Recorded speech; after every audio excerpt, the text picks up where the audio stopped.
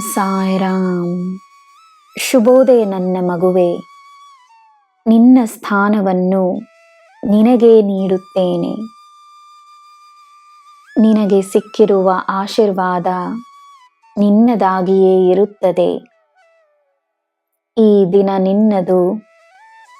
ನನ್ನೊಡನೆಯೇ ನೀನು ನಿನ್ನ ದಿನವನ್ನು ಪ್ರಾರಂಭಿಸು.